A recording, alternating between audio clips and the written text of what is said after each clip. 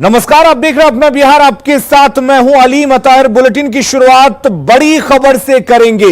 बड़ी खबर यह है कि बच्चन परिवार तक अब कोरोना पहुंच चुका है। अमिताभ बच्चन कोरोना पॉजिटिव पाए गए हैं। अमिताभ के बेटे अभिषेक बच्चन भी कोरोना पॉजिटिव हैं। नानावटी अस्पताल में अमिताभ बच्चन को भर्ती कराया गया है। अमिताभ बच्चन की हालत फिलहाल स्थिर बताई जा रही है। हालांकि इस दौरान बीएमसी की टीम अमिताभ बच्चन के घर पहुंची हुई है। वहां पर उनके तीनों बंगलों को सैनिटाइज किया जाएगा और इसको लेकर बीएमसी की टीम फिलहाल वहां पहुंची हुई है। तो बीएमसी की टीम अमिताभ बच्चन के घर जलसा पहुंच चुकी है। तस्वीरें आप देख सकते हैं। घर को सैनिटाइज किया जाएगा। देर रात खुद अमिताभ बच्चन ने ट्वीट कर इस बात की जानकारी दी। उसके बाद उन्हें मुंबई के नानावती अस्पताल में भर्ती कराया गया।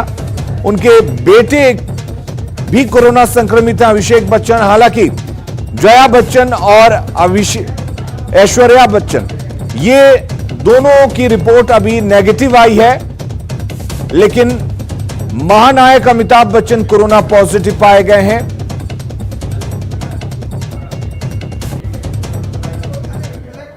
तो सदी के महानायक अमिताभ बच्चन और उनके बेटे अभिषेक बच्चन की कोरोना रिपोर्ट पॉजिटिव आई है। कल रात इस खबर के आने के बाद से बिग बी की सलामती के लिए दुआओं का दौर जारी है। अमिताभ और अभिषेक बच्चन का इलाज मुंबई के नानावती अस्पताल में चल रहा है। तो दुआओं का दौर जारी है। सदी के महानायक अमिताभ बच्चन कोरोना पॉजिटिव पाए जाने के बाद से नानावती अस्पताल में भर्ती हैं। उनके बेटे अभिषेक बच्चन भी कोरोना पॉजिटिव पाए गए हैं। उसके बाद से ट्वीट पर बड़े बड़े लोग, बड़ी बड़ी हस्तियां ट्वीट कर इस बात की सलामती की दुआ करने लगी कि अमिताभ बच्चन जल्द से जल्द ठीक हों। तो अमिताभ बच्चन जिस नानावती अस्पताल में भर्ती हैं, उसके लिए बिग बी ने कुछ दिन पहले एक वीडियो संदेश रिकॉर्ड किया था। वीडियो में अमिताभ ने नानावती अस्पताल और मेडिकल स्टाफ के लोगों की बेहिसाब तारीफ की थी। और अमिताभ ने अपने वीडियो में कहा है कि मैं डॉक्टरों और मेडिकल स्टाफ के आगे नतमस्तक हूं। Namaskar, this is Amitabh Bachchan. I am wanting to talk to all the doctors, nurses and the staff at Nanavati Hospital for their tremendous work that you're doing in these very trying circumstances.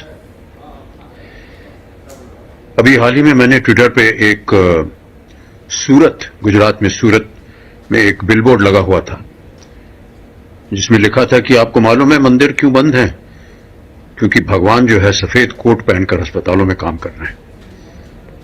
आप जितने भी doctors, nurses और जितने भी hospitals में काम कर रहे हैं, आप सब में एक ईश्वर का रूप है। आप सब इतनी मेहनत के साथ इंसानियत के लिए काम कर रहे हैं। आप जीवनदायी बन गए हैं आप।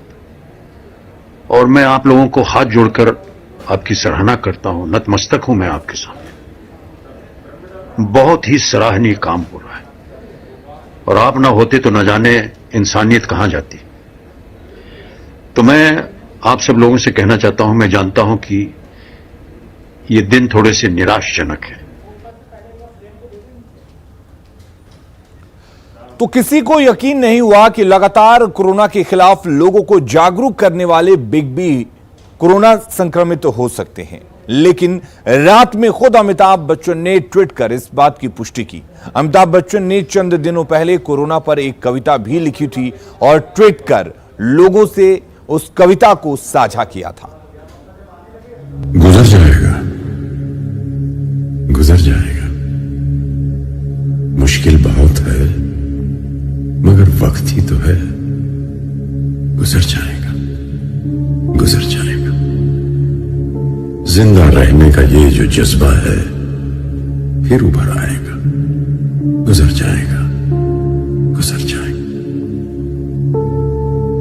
माना मौत चेहरा बदल कर आई है, माना मौत चेहरा बदल कर आई है, माना रात काली है, भयावह है, गहराई है। लोग दरवाजों पे रस्तों पे रुके बैठे हैं, लोग दरवाजों पे रस्तों पे रुके बैठे हैं। कई घबराए हैं, सहमे हैं, छिपे बैठे हैं। मगर यकीन रख, ये बस लम्हा है, 2 पल में बिखर जाएगा। जिंदा रहने का ये जो जज्बा है फिर असर लाएगा। मुश्किल बहुत है मगर वक्त ही तो है, गुजर जाएगा, गुजर जाएगा।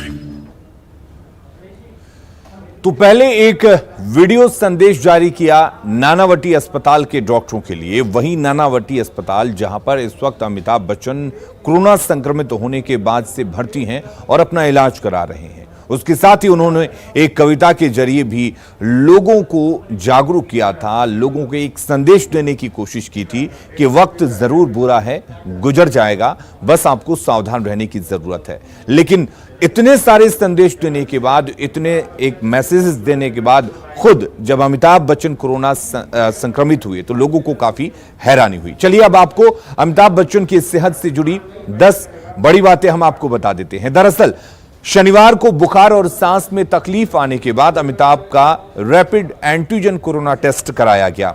अमिताभ बच्चन की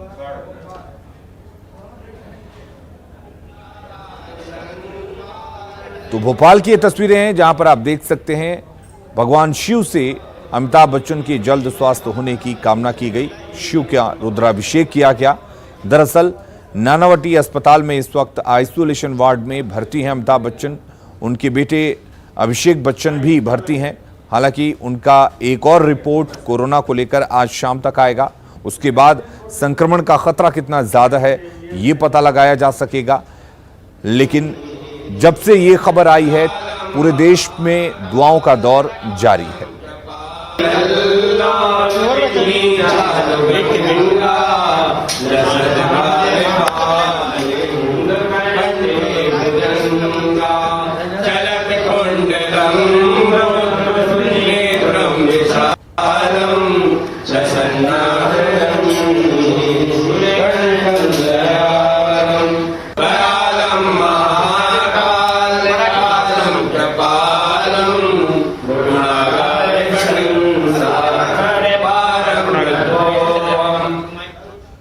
तो ये भोपाल की तस्वीरें थी, लेकिन ऐसी कई तस्वीरें हैं, ऐसे कई प्रशंसक हैं जो इस वक्त अमिताभ बच्चन की सलामती की दुआएं कर रहे हैं। हर तरफ दुआओं का दौर जारी है और हम भी यही कामना करते हैं कि अमिताभ बच्चन जल्द से जल्द स्वस्थ होकर अपने घर लौटें।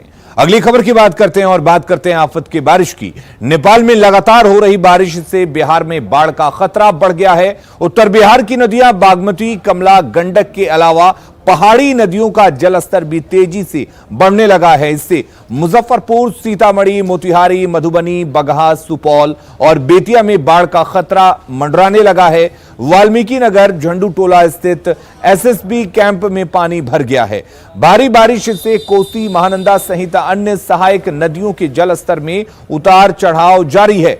सुपौल के तटबंध के अंदर के दर्जनों गांव बाढ़ के चपेट में आ चुके हैं। उन गांवों में बाढ़ का पानी घुस गया है। कटिहार के कई इलाकों में बाढ़ का खतरा मंडराने लगा है। बारिश के कारण कोसी नदी के जलस्तर में भी बढ़ोतरी दर्ज की गई है। शुक्रवार को ही कोसी का डिस्चार्ज 2.5 लाख क्यूसेक का पार कर चुका था, जो अब इस साल के सबसे अधिक रिकॉर्ड स्तर तक पहुंच चुका है। कोसी बराज से निकला पानी सुपौल, किशनपुर, सरायगढ़, निर्मली, मरौना के दर्जनों गांवों में घुस चुका है। दर्जनों सड़कें ध्वस्त हो गई हैं।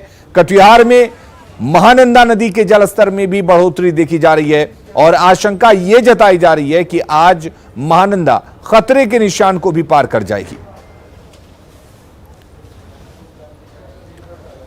और उधर बगहा के इलाके में गंडक के पानी से सहमे लोगों के लिए फिलहाल राहत की खबर है। गंडक नदी के जलस्तर में थोड़ी सी कमी आई है, जिसके बाद कई निचले इलाकों में पानी उतरने लगा है। वाल्मीकि नगर गंडक बराज से पानी डिस्चार्ज की मात्रा 2,80,000 क्यूसेक से घटकर 2,15,000 क्यूसेक पर आ गई है।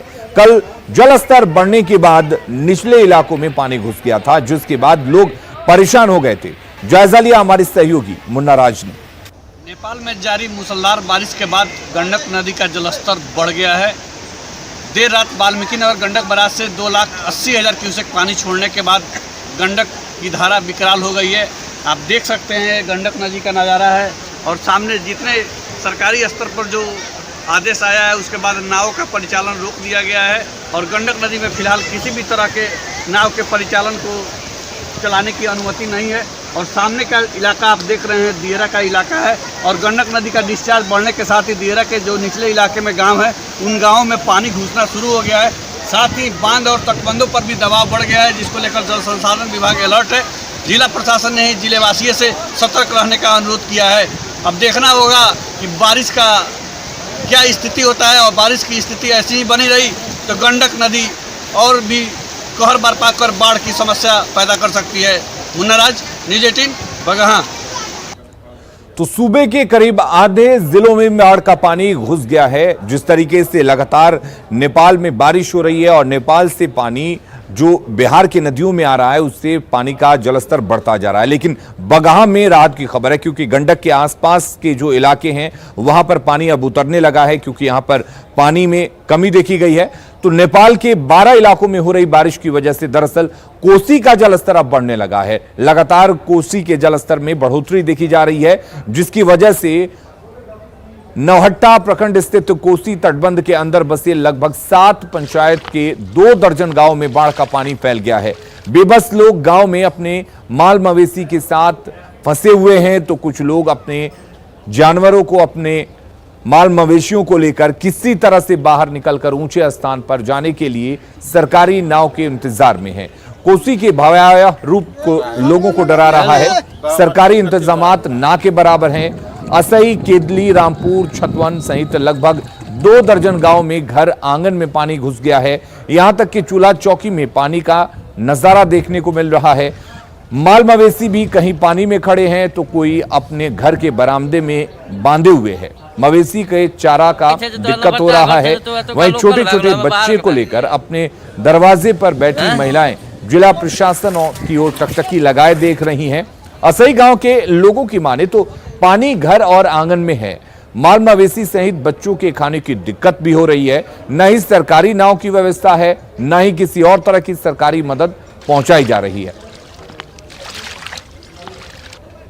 दिक्कत देखे छियै सर, घर में पानी चल गए हन, माल मवेशी के बड़ा दिक्कत है, खाना नहीं बन रहा है। माल मवेशी केना रह रहल छै? बड़ा दिक्कत है, माल मवेशी पानी में खड़ा है। माल का खाना नहीं मिले छे, चारा नहीं कुछो मिले छे, नहीं निकले के व्यवस्था छे, नहीं नाव छे और सरकारी नाव नहीं देने छे सरकार। तो फिर माल मवेशी या बच्चा के केना छै? पानी में या पानी में छी। की दिक्कत ये अहाँ सबके? की दिक्कत छै? खाए पिए के दिक्कत छै, हेबे धिया पुता के बुलै के दिक्कत छै, अंगना घर में सबठे पानि छै। अंगना घर में पानि छै? हाँ, चुल्ही कोला में सबठे खाना कतऽ बनैत।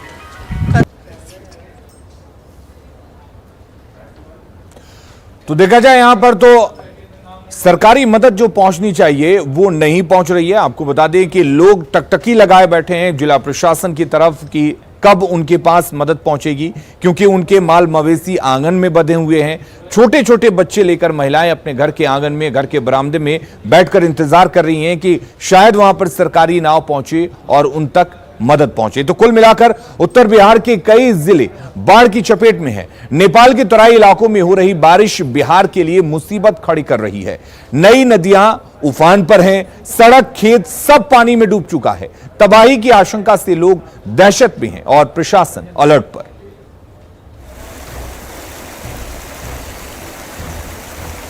नेपाल के तराई इलाकों में बीते कुछ दिनों से लगातार हो रही मूसलाधार बारिश ने उत्तर बिहार में बाढ़ की स्थिति ला दी है।